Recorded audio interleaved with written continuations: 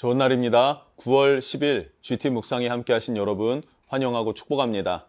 오늘은 시편 47편 1절에서 9절 말씀으로 말씀의 보좌에 앉으신 왕을 찬양하라 라는 제목으로 하나님 말씀 나누겠습니다. 본문 말씀 먼저 읽어봅니다. 제47편 고라 자손의 시 인도자를 따라 부르는 노래.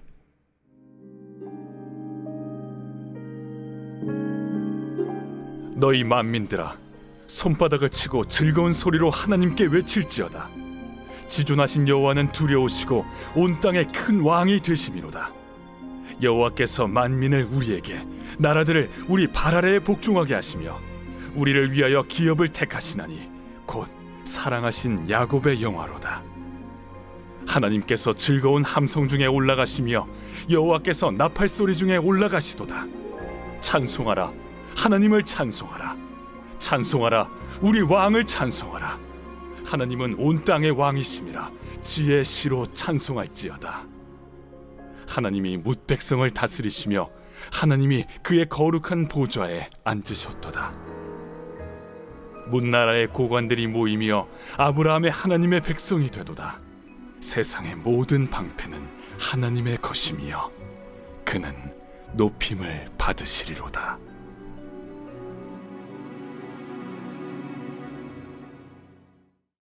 오늘 말씀 먼저 단락을 좀 나눠보면요. 1절부터 4절까지는 하나님을 찬양하라 라는 내용이에요.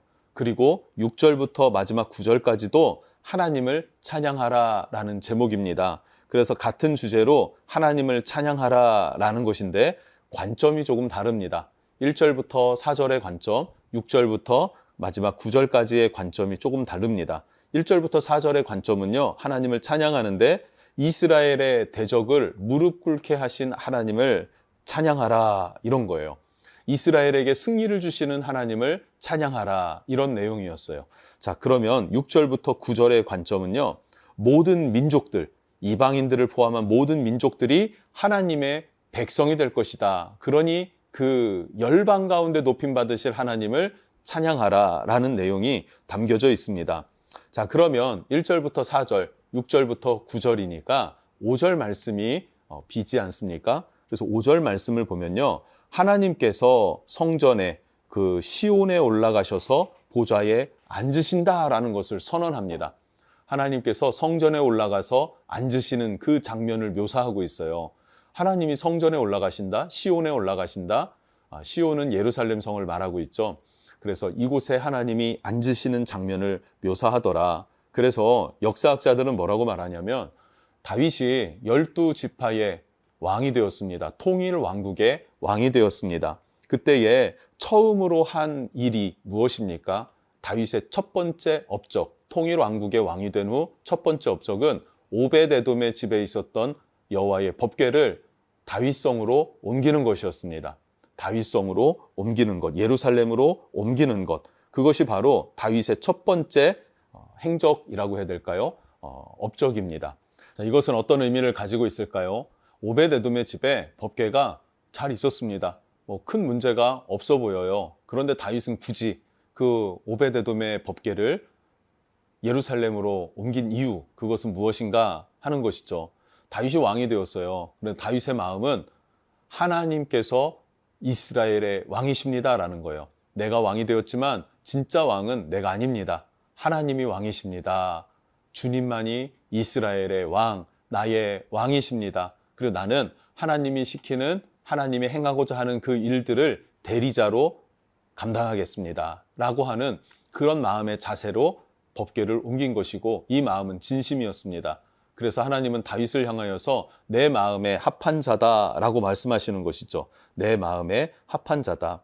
그래서 다윗은 이것이 진심이었기 때문에 법궤를 옮길 때에 막 춤추며 찬양하고, 그 춤이 얼마나 격하게 기뻐했는지 막 옷이 벗겨질 정도로 그렇게 찬양했다라고도 성경이 말하고 있지 않습니까? 그렇게 하나님을 기뻐하면서 이 법궤를 옮겼다. 그 가운데에 노래를 지었다라는 것입니다. 자, 그럼 1절부터 4절을 살펴보면요, 하나님께서 이스라엘 나라 중심에 거주하면서 통치하시는 우리나라 중앙에 하나님이 좌정하셨다, 통치하신다, 다스리신다 라고 하는 것, 그것에 대해서 기뻐하고 즐거워하는 것입니다. 예루살렘은요, 유대인들의 관점에 의하면 이것은 성경이라기보다는 유대인의 관점이 그러합니다. 세계의 중심이라고 생각했어요. 우주 만물의 중심이고 또 이 예루살렘은 하나님의 나라와 천국과 맞닿아 있는 곳. 그래서 하나님 나라로 들어가는 그 문이 바로 예루살렘에 있다라고 하늘과 땅이 맞닿는 곳이다라고 표현하기도 했고요. 또 이것은 정말 어떤 근거가 있어서라고는 잘 모르겠습니다. 그냥 그들은 그렇게 믿는 것은 무엇이냐면 과거 에덴 동산이 있었던 곳이 이 예루살렘이다. 이렇게 그들은 믿고 있더라고요. 중요한 것은 이거예요. 그 히브리인들이, 유대인들이 그 자신들이 세계의 중심, 하늘과 땅이 맞닿아 있는 곳, 과거 에덴이라고 그들은 굳게 믿고 있는 그곳에 누가 지금 좌정하는 거예요? 하나님의 보좌가 세워지고 하나님께서 좌정하시는 그 모습을 바라보는 것입니다. 그래서 그 하나님의 통치 아래 기뻐하고 찬양을 하는데 1절을 보면요. 만민들아 손바닥을 치고 즐거운 소리로 하나님께 외칠지어다. 박수와 환호성은요. 왕의 즉위식, 그러니까 다윗 왕이 아니라 하나님이 우리의 왕이십니다 라고 하는 것에 대해서 환호하고 맞이하는 그런 행위를 보여주고요. 2절에서는 지존하신 하나님, 두려우신 하나님, 그 하나님이 우리의 큰 왕이 되십니다 라는 거예요. 세상 누구도 견줄 수 없는 왕 중에 왕이 되십니다 라고 하는 그런 노래를 하고 있고요. 3절은 열방이 넘보지 못할 우리 이 나라를 세울 것이다. 그래서 대적들은, 열방들은 우리에게 무릎 꿇을 것이다. 왜? 우리의 왕이 하나님이시기 때문에, 여호와시기 때문이다 라는 거예요. 그리고 4절에서는 이스라엘이 받은 복에 대해서 감사하며 하나님을 찬양하고 높여드리는 그런 시로 노래하고 있습니다. 1절부터 4절 그렇게 노래하고 또 셀라라 그래요. 셀라는 뭐라고 했습니까? 그 말씀, 그 메시지, 그 선포에 정말로 공감하고 동의하는 것. 그래서 자연스럽게 내 안에서 동일한 감정이 터져 나오는 것이죠. 하나님에 대한 그 모셔드린 경외함, 승리와 기대감과 소망과 이런 것들이 막 터져 나와서 춤추고 환호하고 찬양하는 그런 모습을 1절에서 4절에 볼 수 있습니다. 자, 그러면 6절에서 9절 말씀은 어떻게 찬양하고 있는가 하는 것이죠.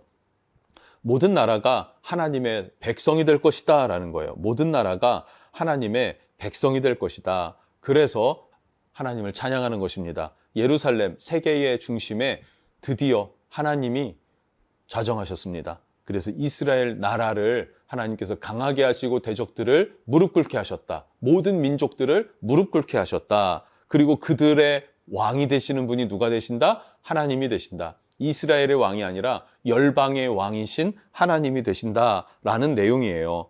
8절입니다. 하나님이 뭇 백성을 다스리시며 하나님이 그의 거룩한 보좌에 앉으셨도다. 하나님이 보좌에 앉으셨어요. 자, 그리고 9절. 문 나라의 고관들이 모임이여 아브라함의 하나님의 백성이 되도다. 백성의 모든 방패는 하나님의 것이며 그는 높임을 받으시리로다. 아멘. 몬 나라의 고관들이 아브라함의 자손들이 될 것이다 라고 얘기해요. 모든 열방의 백성들이 하나님께 무릎을 꿇게 됐지 않습니까? 그들이 또한 아브라함의 자손이 될 것이다. 우리도 그렇게 아브라함의 자손이 되었죠. 우리가 유대인입니까? 아니에요. 그런데 우리는 왜 아브라함의 자손이 된다라고 말합니까? 바울도 우리에게 그렇게 표현했거든요. 이방인들에게 아브라함의 자손, 영적으로 믿음으로 말미암아 아브라함의 자손이 되어서 아브라함의 유업과 아브라함의 약속을 잇는 자가 되었다. 즉 아브라함을 통해서 하나님의 구원의 역사, 메시아 예수 그리스도를 우리에게 보내주시고 우리를 살리신 그 기적의 역사를 우리도 맛볼 수 있게 됐다는 거예요. 왜요? 우리가 믿음으로 말미암아 아브라함에게 그렇게 약속하신 약속의 열매를 얻게 됐다. 합법적으로 우리도 소유하게 되었다라는 것입니다. 자, 이것을 조금 다른 말로 표현하면요. 이스라엘이 하나님의 백성이 되듯이 열방의 모든 민족과 나라가 하나님의 백성이 될 것이다. 이스라엘이 하나님을 경외하듯이 모든 민족과 열방이 하나님을 경외하게 될 것이다 라는 거예요. 그런데 이것이 지금 성취됐습니까? 성취되지 않았습니까? 아직 성취되지 않았죠. 이스라엘의 보좌에 앉으신 하나님이 이스라엘에게는 평안과 기쁨을 주시죠. 그러나 열방에게 주시지는 않았어요. 즉 성취될 이야기입니다. 아직 성취되지는 않았지만 성취될 이야기이구나, 예언적인 노래이구나, 이렇게 표현할 수도 있을 것 같아요. 그래서 이 시편 47편 말씀은 이스라엘의 절기 가운데에 나팔절이라고 하는 절기에 이 노래를 부른다고 합니다. 나팔절은 무엇입니까? 로시 하샤나라고 하는데요. 신년입니다. 신년. 새해가 되었을 때 우리는 신년이 되면 어떡합니까? 종을 치죠. 이들은 어떻게 하냐면 양각 나팔을 빵 불어요. 나팔을 불면서 축제를 시작합니다.